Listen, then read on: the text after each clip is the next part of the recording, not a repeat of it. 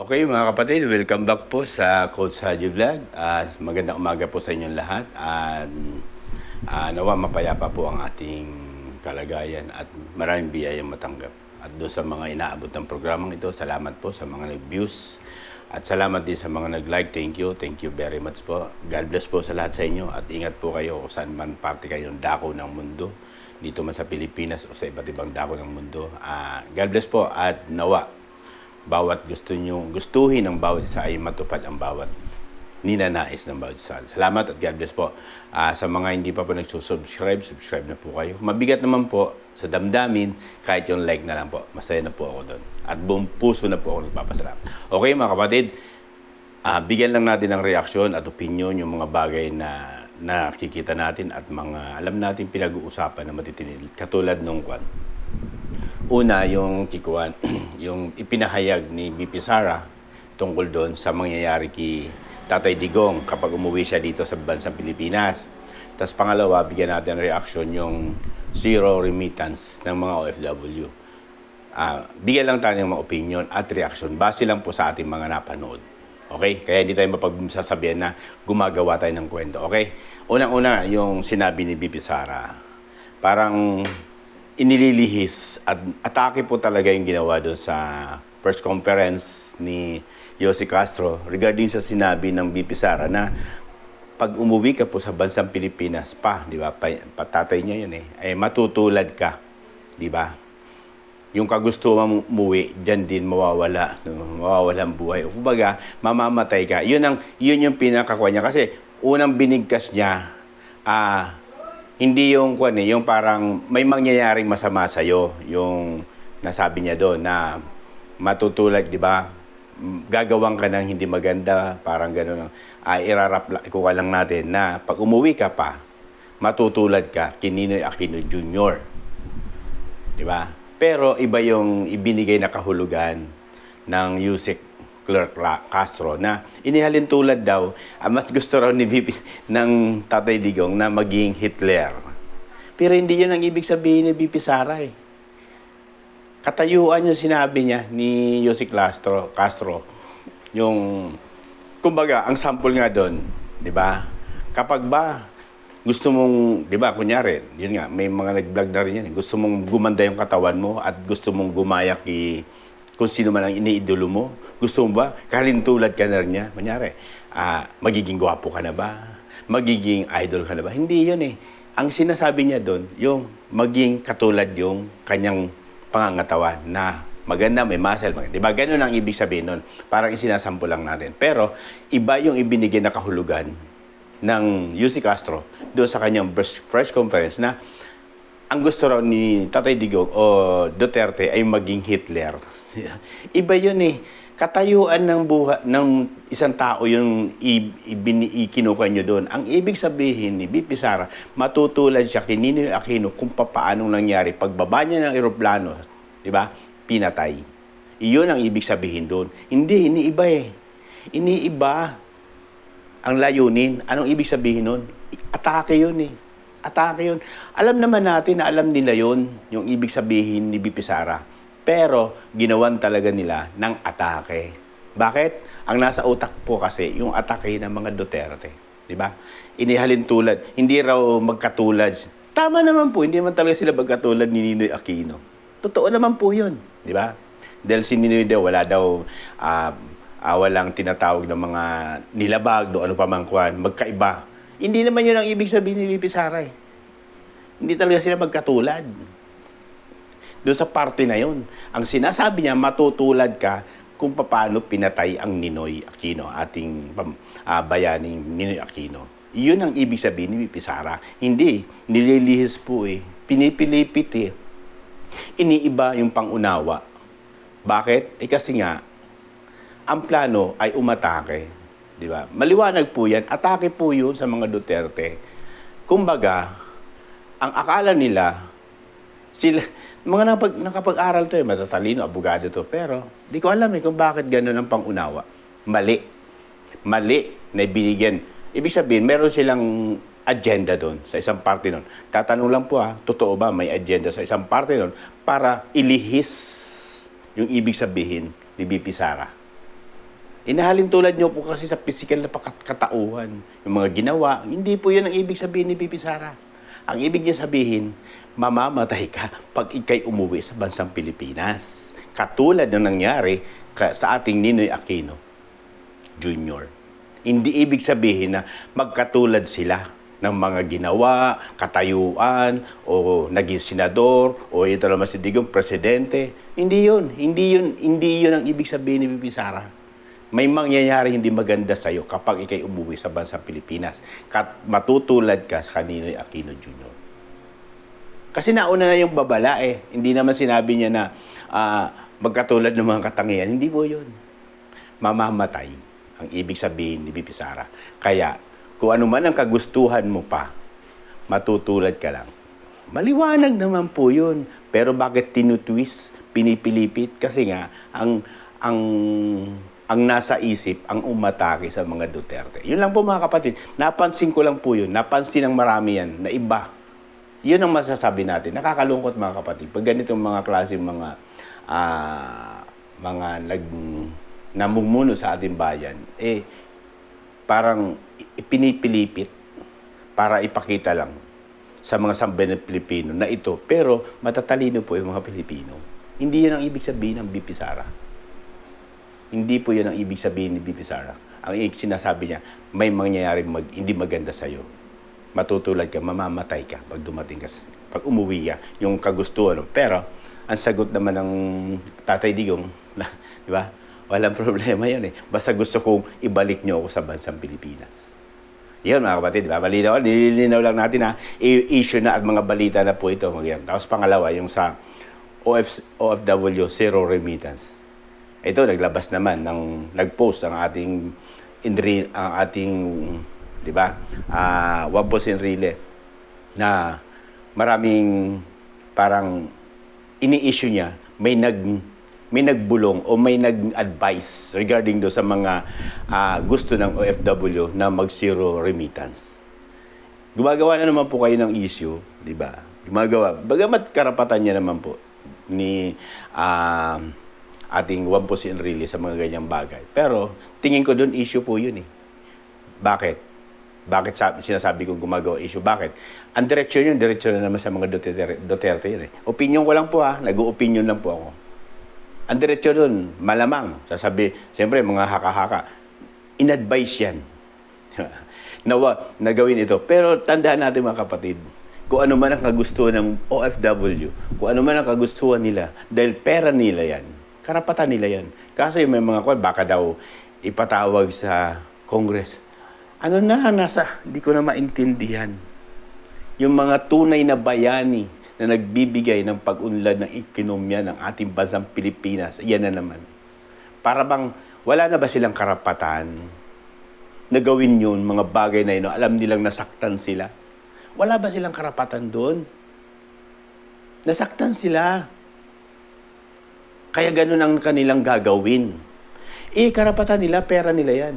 Bagamat, di ba, sabi nga ng ating Yussi Castro, maapektuhan, hindi lang yung gobyerno, pati mga pamilya. Handa na sila doon, yung mga OFW. Handa na sila doon sa mga ganung bagay. Alam nila na maapektuhan yung mga kanilang mga mahal sa buhay, yung pamilya dito sa bansa Pilipinas. Pero dahil sa nais nila maiparamdam sa gobyernong ito ang kanilang kanilang ginawa na sila mismo nasaktan Nasaktan sila.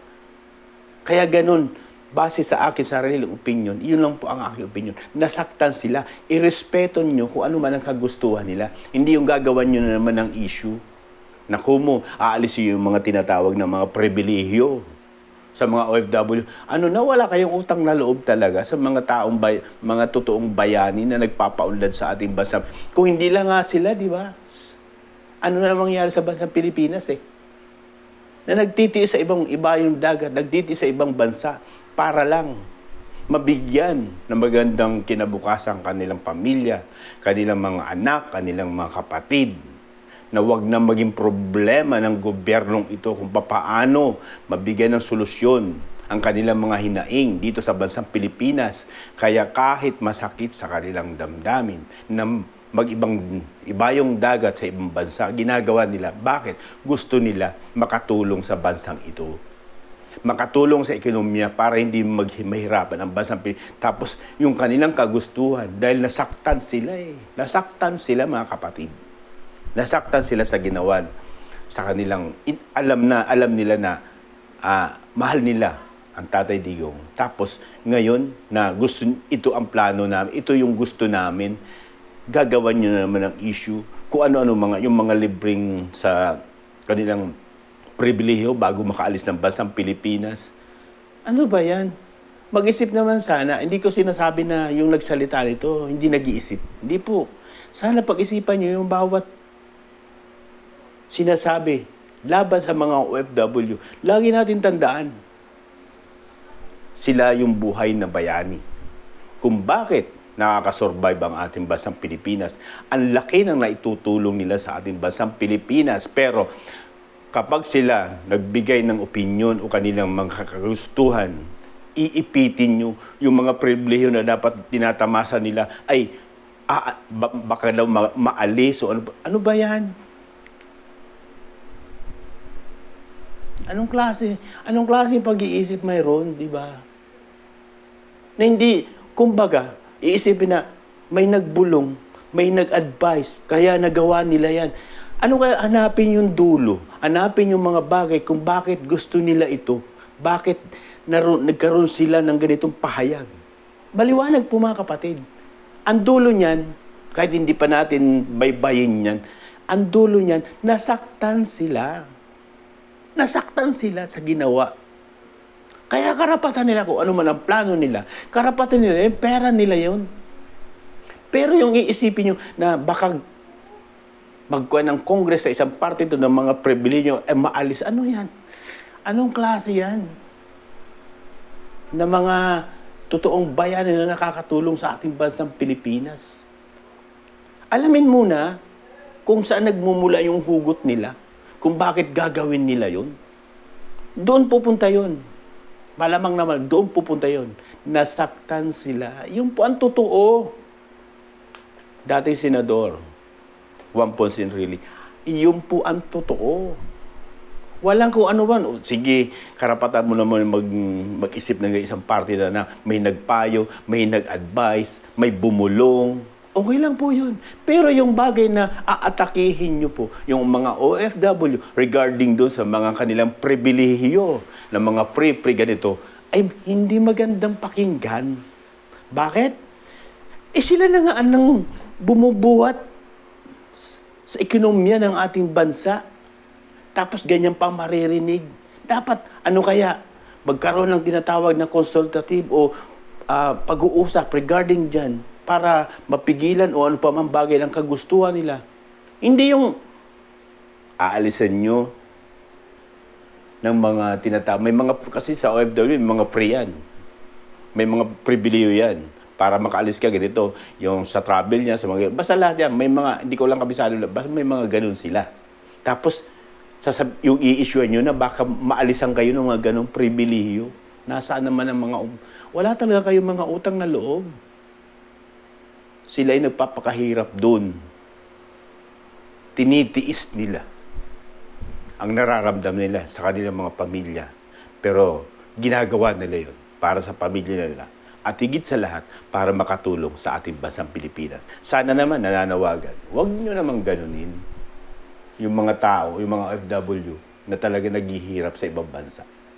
Para lang mabigyan ng magandang kinabukasan ng kanilang mga anak, ang kanilang pamilya, mga kapatid, na hindi na iisipin o mahirapan pa ang gobyerno sa mga ganong sitwasyon. Sila na ang tumutulong eh. Sila nang bumabalikat na dapat nga ang gobyerno ang bumalikat sa kapakanan ng kanyang mamamayan tungkol sa health, edukasyon, kung ano man yung bagay na yon, ginagawa na po ng mga OFW sa kanilang mga mahal na buhay para hindi na maging pabigat pa sa gobyernong ito. Pero, yan pa maririnig mo sa isang, di ba, nakakalungkot na yung mga OFW naghirap sa ibang bansa. Tapos, sa isang parte nila na kagustuhan nila.